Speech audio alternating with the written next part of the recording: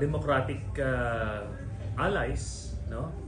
At hindi sila nalapit kailanman sa China kahit nung panahon ni Duterte ay pilit silang nilalapit sa China. So alam nila yung ganong mga galawan at predominantly anti-China ang AFP. How extensive yung kanilang stabilization plan? It's very serious, no? Sabi ko nga, may mga nagre-recruit na mga kilalang personalidad na former senior officials of the AFP and the Duterte administration. Meron mo mga identify na nag-recruit? Yes, meron. Can you share us some of them? Well, hindi po natin ma-share kasi constantly minomonitor pa sila. Active? No, retired. Retired military officer? Retired na konektado kay Duterte. Power cabinet? Yes. Lalaki, babae? Hindi. Retired dito. Retired former retired AFP officer na naging kabinete ng Duterte administration. Pero sa tingin ko na-check na ito ng military. AFP. Na-check na ito.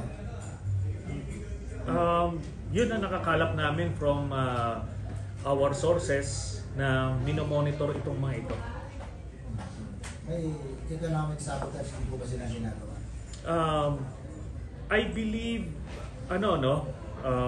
well, based dun sa information na nakalap namin, mga Davao Group din yung mga nagmaniobra doon sa pag-increase ng presyo ng sibuyas, sukal at iba pa. So, they're also doing Isa that. pang tanong, medyo makulit ako, pasensya na. Ano yung ginagawa ni Senator Bato na investigation, part ng destabilization ko? Yes. Ako ay naniniwala na parte ng destabilization efforts itong ongoing hearing ni Senator Bato de la Rosa. Part ng kanilang communications plan ito yung nakikita nilang isang posibleng mag-agitate sa taong bayan at sa mga miyembro ng AFP, no? They're hoping to break through para matuloy na yung kanilang ouster plot at pagka napatalsik nila si President Marcos, iuupo nila si Sara Duterte. Sir, medyo kahit may ignorance or innocence, paano mapapadalsik ang Pangulo through that Bato investigation?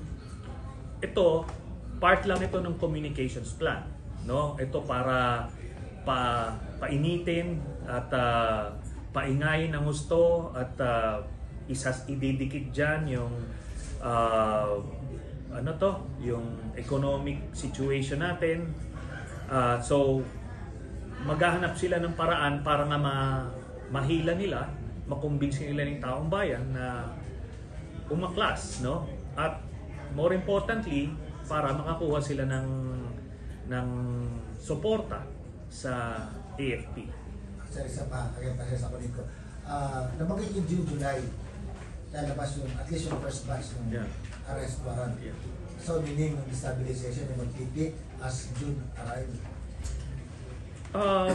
Palagay ko coincidence lang yan. Kasi itong pag-e-escalate nila ng kanilang destabilization efforts, magko-coincide ito doon sa June 30 na date kung saan magto 2 years na ang termino ni Vice President Sara Duterte, and therefore kung makakapwesto siya after that, eligible siya for re-election sa 2028, just like what happened nung kay JNA. So, tinatarget yung 10-year rule. Yes. Isa yon sa tinatarget. Kasi sinusubukan nila before kung natuloy yung kanilang coup, rebellion, withdrawal of support, people power, kung ano man, ay pwedeng si Duterte mismo ipepwesto nila or kung via impeachment, si Sara Duterte ang ipepesto nila. So, yun yung kanilang mga options. Pero sa arrest warrant na maaaring lumabas, nagiging crucial pa rin ang papel ng Supreme Court. Of course, alam natin kung sino nag-appoint ng 12 o 13 maestrado ng Korte Suprema. Yes, magiging crucial yung kanilang magiging desisyon paglabas ng warrant at idadaan ito sa Interpol. I can almost predict na magpa-file sila ng petition for TRO para siguraduhin hindi makagalaw yung PNP at maaresto sila. At yan ngayon ang magiging next milestone, no? Dito sa paghanap ng hustisya sa mga namatayan ng dahil sa EJK. Ngayon, kailangan din natin sabihin na yung Korte Suprema a few years ago, naglabas sila ng desisyon na basically affirming na may jurisdiction yung ICC nung panahon na miyembro pa tayo, no? At sabi nga doon, hindi dapat valid yung withdrawal kasi unilateral on the part of Duterte yung ginawang withdrawal. Kailangan may concurrence pa rin ng Senado.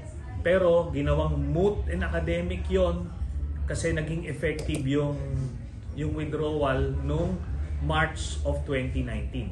So since from November 2011 up to March 2019, miyembro tayo. Nagdesisyon na yung Korte Suprema doon, 15-0. So it would be very difficult for them also to overturn their own decision.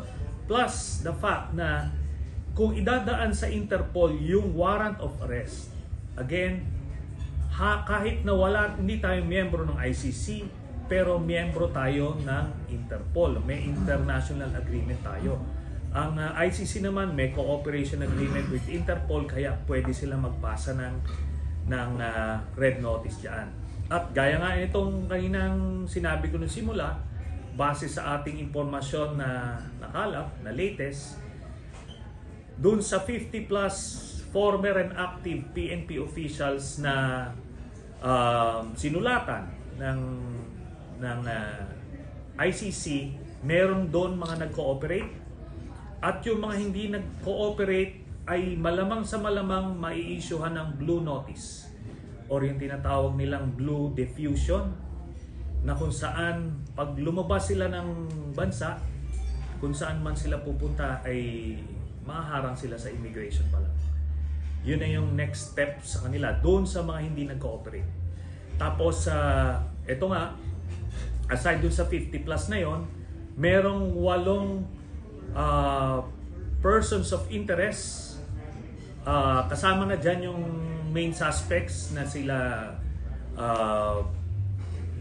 Rodrigo Duterte at Sara Duterte. So kasama na sila doon. Meron pang mga non-PNP personnel or for that matter, former senior officials of the Duterte administration na persons of interest. May tanong kasamahan sa media.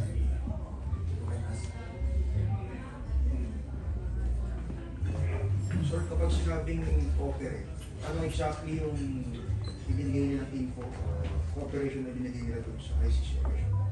Ganito po yan, nag-cooperate sila in their individual capacity, hindi in their official capacity, no? Kasi yung iba kasi dito, mga retirado na, mga individuals na lang. Ngayon yung sinasabi na panakot ni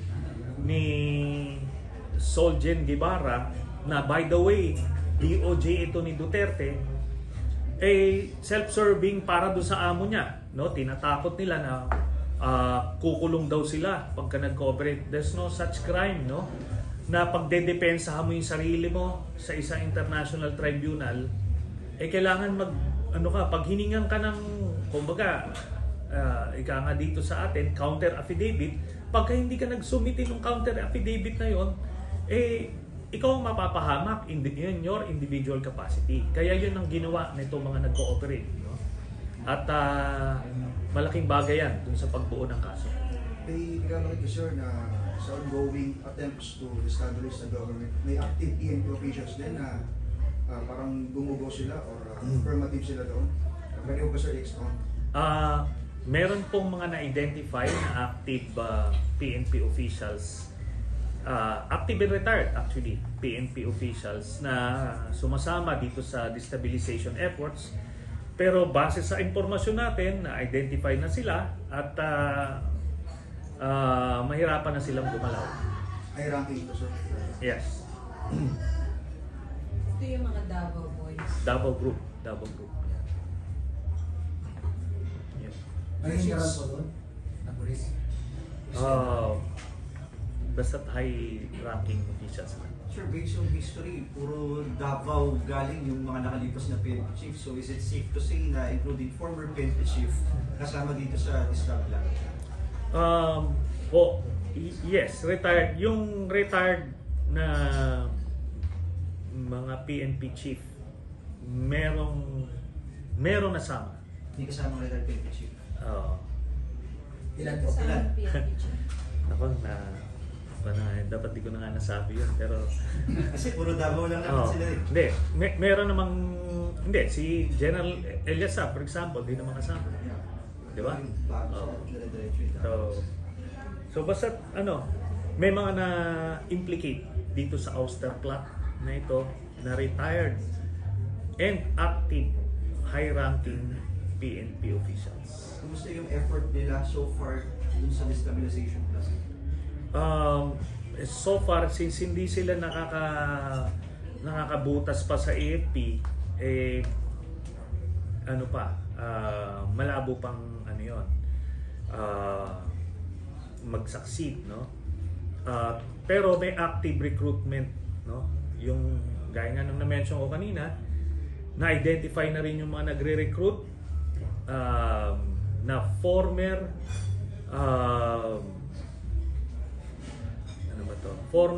senior officials din ng Duterte administration na retired AFP rin. You mean, may mga PNP retired recruiting on the No. PNP side. May AFP rin na retired recruiting for the AFP. No. Yung retired na PNP tsaka active, talagang kasama na sila dun sa ouster plot. Yun namang retired AFP na former senior officials ng Duterte administration, sila naman yung nagre-recruit sa active AFP officers. Pero so far, wala pa nga sila na-recruit based dun sa aming information. Yes. Where are you basing all of this information? Well, alam naman siguro ng karamihan na I came from that, tapos yung mga kaklase ko, mga active pa rin, no? Marami tayong kilala sa iba't ibang units ng armed forces. So, yun. So, Sen, ibig sabihin, hindi naman sila nagsusubo sa'yo na may ganito or napag-uusapan siya formally na, may ganito na nangyayari? We have our ways of getting information. Tapos, Sen, yung mga nagsasabi sa'yo ng ganitong information, how reliable are they? Are they in active service? That's why, and in the right position to tell you all this information? Yes. So, may proseso po tayo ng pagkalap ng impormasyon at meron din tayong proseso pag-validate ng impormasyon. At mismo si AP Chief of Staff na nag-confirm niyan late last year, na may mga nagre-recruit nga, no? But ongoing siya and active yung recruitment. Kaya yan, yung mga maisog rally na yan, itong hearing ni Bato de la Rosa, lahat yan part ng communications plan nila yan pag-agitate ng political environment. Requirement yan doon sa mga ganyang ouster plots, no? As everybody would probably know, galing tayo sa ganyan. Sen, may nasabi ka kanina na may nakuha ng mga active personnel, active service na Davao Group, PNP. PNP. Na-identify. Meron ng mga na-identify na active PNP personnel na Davao Group na involved dyan sa mga ouster plots na yan. Mga ilan to, Sen? Kaunti lang naman. Pero the point is, meron. You mean identified na sila? So, Identified na sila. are they holding key positions in the PNP? I can't say. I can't say. Basta't hindi na siguro makakagalaw yan.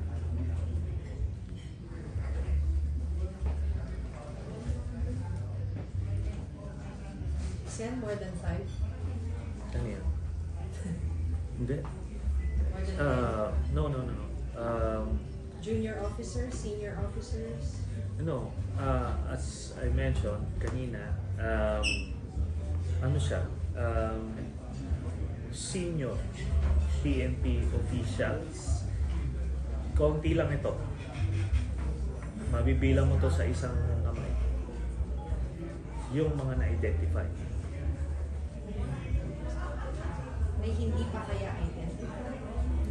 Ano na, I think na monitor na sila lahat. Yung Davao Group kasi